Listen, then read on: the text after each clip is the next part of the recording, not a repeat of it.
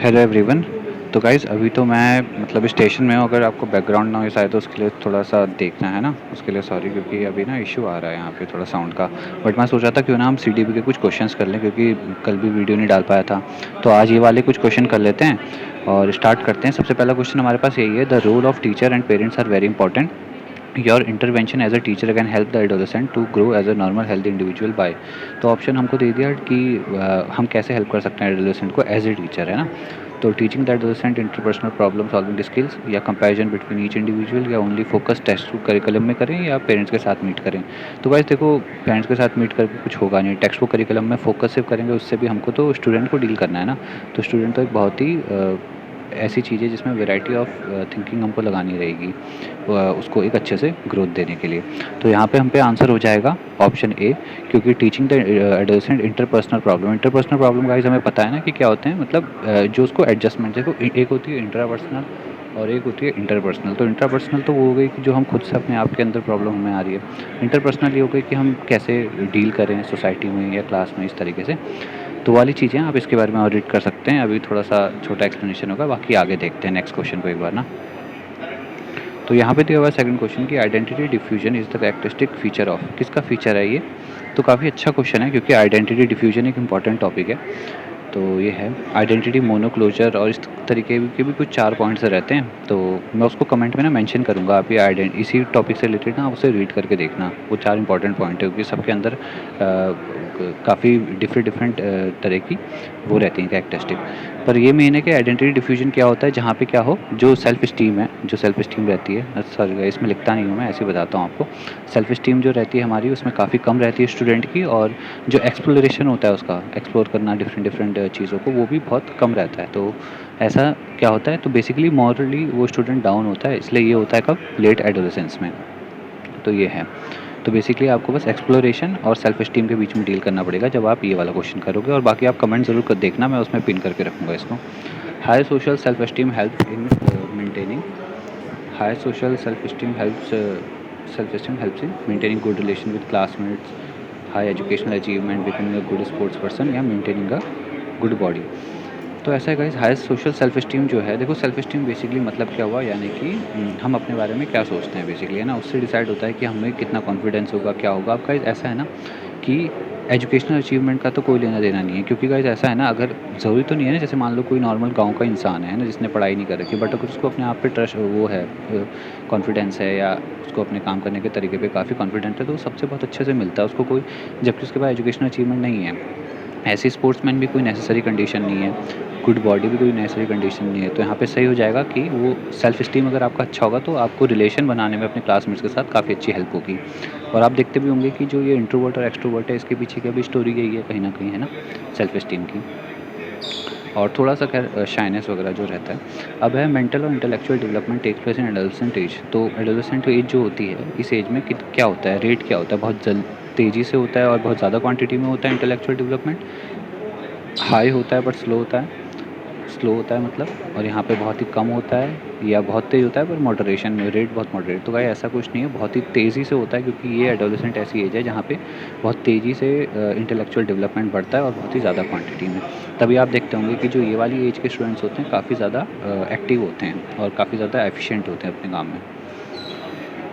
उसके बाद है, who stated that adolescence is a period of stress, strain, storm and strive. तो guys ये बोला गया है, एडोलेसेंस जो है, ये सारे स्टेजेस एडोलेसेंस में आती है, किसने दी थी। तो काफ़ी अच्छा क्वेश्चन है। यहाँ पे हमारे पास है स्टैनली हॉल ने ये स्टेटमेंट हमें दी थी।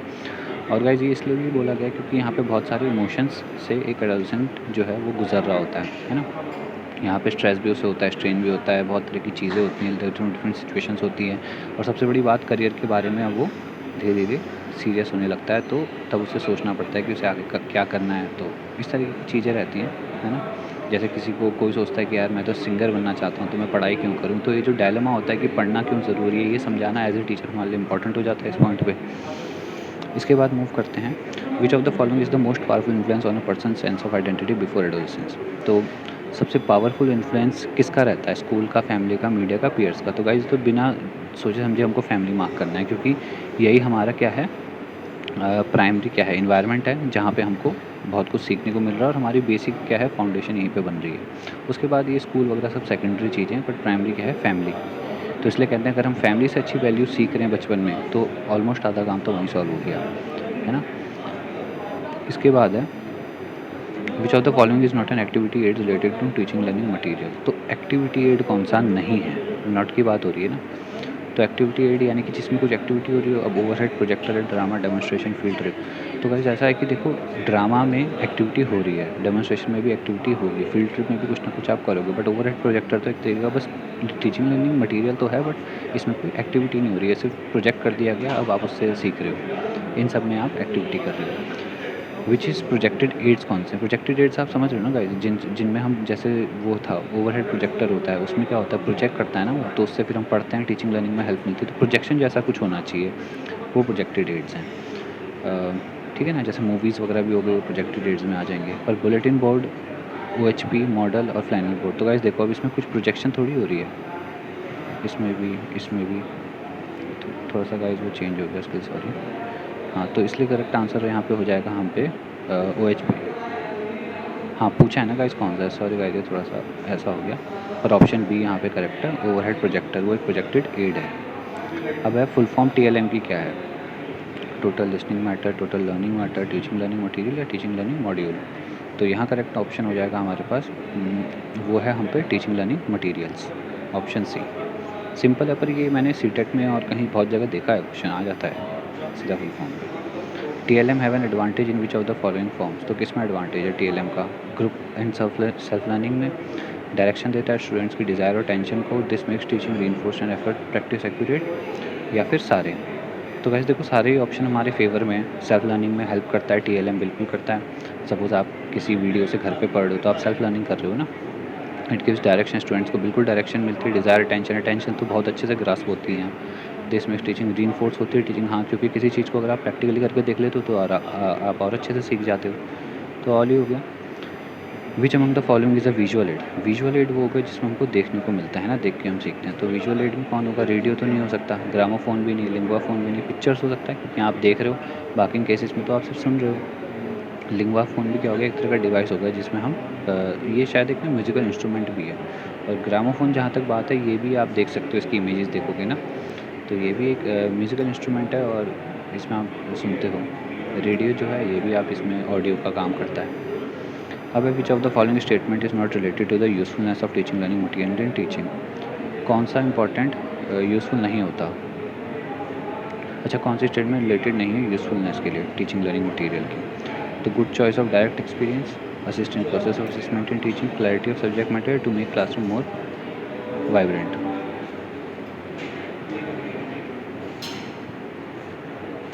गाइस तो ऑप्शन बी करेक्ट हो जाएगा। क्यों, क्योंकि ये पूछे थे ना कि कौन सा टीचिंग लर्निंग मटीरियल में हेल्प नहीं करता, या मतलब कौन सा यहाँ पे स्टेटमेंट सही नहीं है उससे रिलेटेड में। तो देखो गाइस, एक्सपीरियंस तो हमें अच्छा मिलता है, सब्जेक्ट मैटर में क्लैरिटी आती है, एनवायरनमेंट अच्छा मिलता है, बट ये हमको असेसमेंट में हेल्प नहीं करता ना। असेसमेंट तो हो गया कि चेक करने के लिए कि स्टूडेंट ने कितना सीखा और ये सब वगैरह, तो उसमें हमको ये हेल्प थोड़ी करता है टीचिंग लर्निंग मटीरियल इस तरीके से। अब है question, which of the following is not correct about bulletin boards. तो गाइस ये भी काफ़ी इंपॉर्टेंट कॉन्सेप्ट है बुलेटिन बोर्ड का। तो बुलेटिन बोर्ड के बारे में कौन सी स्टेटमेंट सही नहीं है, तो material post in bulletin board should भी चेंज फ्रिक्वेंटली, होने चाहिए, सही बात है। Student contribution well managed. Bulletin board guys वही होगा ना, आपने जब आपके स्कूल में भी जब हम बचपन में देखते थे कुछ बोर्ड लगे होते हैं जहाँ पे लगा होता था कि इस बार इसने टॉप किया है, इसने मेडल जीत लिया, या कोई नई न्यूज़ होती है वो सब। तो ये है ना ऑप्शन सी गाइस, क्योंकि हमें नोट के बारे में पूछा गया है। तो बुलेटिन बोर्ड कोई प्रोजेक्टेड एड थोड़ी है, ये तो बाकी के ये सब काम करते हैं, बस हमको इन्फॉर्मेशन दे रहे होते हैं। कोई टीचिंग, पहली बात तो टीचिंग एड में ही नहीं आता ना। तो प्रोजेक्टेड एड तो वो हो गए सारे जो टीचिंग एड्स में आ रहे हैं। अब है जियो बोर्ड किसके लिए यूज़फुल होता है, इज़ यूज़ टू टीच क्या, बेसिक कॉन्सेप्ट लाइन्स है रेस के, बेसिक कॉन्सेप्ट वॉल्यूम के, 3D शेप्स के। तो पहली बात तो ये मैथ्स का कॉन्सेप्ट है ना, जियो बोर्ड मैथ्स में यूज़ करते हैं उसको।